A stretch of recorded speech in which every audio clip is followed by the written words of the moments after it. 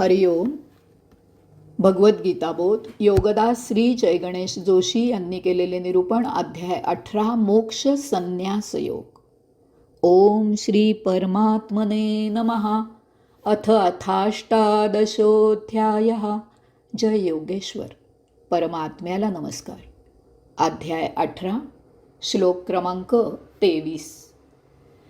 नियतं संगरहितं आरागद्वेषतकृतं अफलप्रेप्सुना कर्म यतत् सात्विकमुच्यते. जे नियत कर्म आहे, आसक्तीरहित आहे, राग आणि द्वेष नसलेले आहे, फलाची इच्छा न धरता केलेले आहे, असे कर्म सात्विक म्हणून सांगितले जाते. नियतेचा अर्थ स्वधर्माने प्राप्त झालेले स्वकर्म. नियत कर्म ठरले की त्या अनुषंगाने विहित कर्म करणे हे क्रम प्राप्त होते.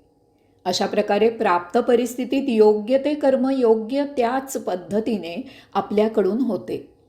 असे कर्म संग न ठेवता त्या कर्मात आसक्ती न ठेवता करावे. कर्माबद्दल कर्तृत्वाचा अभिमान नसावा. भावनेच्या आहारी जाऊन कर्म करू नये. कर्म मी केले ही भावना बाळगू नये. कर्म केले यापेक्षा आपल्या हातून कर्म घडले ही भावना असावी. कर्तृत्व भगवंत श्रींना द्यावे. आपण जसे ठरवले तसे होणे हे आपल्या हातात नाही. ते सर्वस्वी नियतीवर अवलंबून आहे.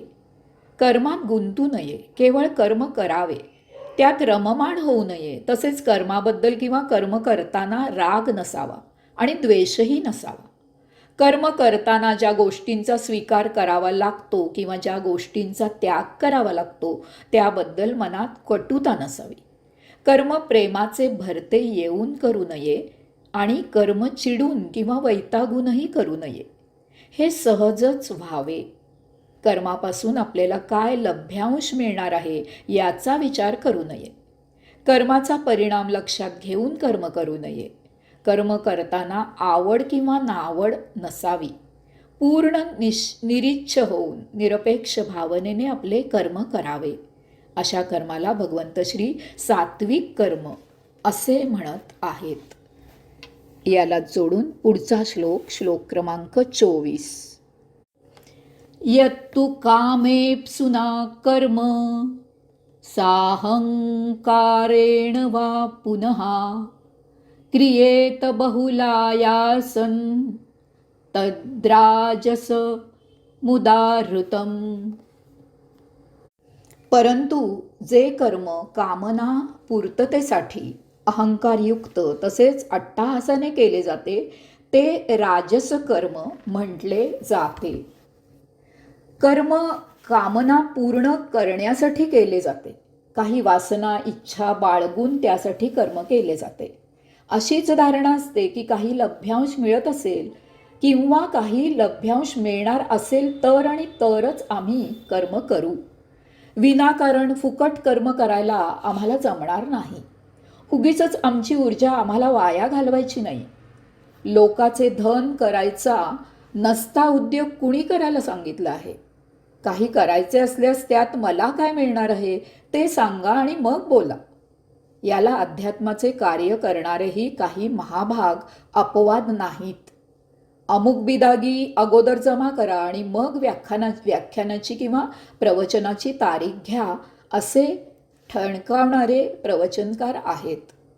कर्म करताना अहंकार असतो. मीच हे कर्म केले असा डांगोरा पिटला गेला पाहिजे. आपण करत असलेल्या कामाची जाहिरात झाली पाहिजे. सर्वांनी माझाच उदो केला पाहिजे. माझा अहंकार दुखावला गेला तर मी ते कर्म करणार नाही किंवा ते होत असलेले कर्म मी होऊ देणार नाही अशी मिजाज असते. कर्म अट्टाहासाने केले जाते. यात कर्म पूर्ण करण्याची जिद्द नसून माझ्या मताप्रमाणेच कर्म झाले पाहिजे असा त्यात दुराग्रह असतो. एखादी गोष्ट मिळवण्याचा दुराग्रह इतका असतो की ते कर्म काहीही करून तडीस नेण्याचा विडा उचलला जातो. यासाठी खूप कष्ट उपसावे लागतात. प्रत्येक गोष्ट मिळवण्याची हाव इतकी असते आणि त्यासाठी कर्माचा पसारा इतका घातला जातो की त्या कर्म प्राप्तीसाठी अफाट मेहनत घेतली जाते. कर्म करण्याची हौस इतकी असते की काही काम नसेल तर काम उकरून काढले जाते. असा मनुष्य निवृत्त व्हायला तयार नसतो. आपली कामं करायची इच्छा पूर्ण व्हावी यासाठी कर्म शोधले जाते आणि मग ते केले जाते. असे लोक उपद्रवी असतात, सत्तापिपासू असतात. असे लोक स्वतः शांत बसत नाहीत आणि इतरांना शांत बसू देत नाहीत. राजकारणी अशा प्रकारचे लोक असतात. सिकंदर, हिटलर इत्यादी याच जातकुळीचे होते. भगवंत श्री अशा कर्माला राजस कर्म असे म्हणत आहेत. हरिओम.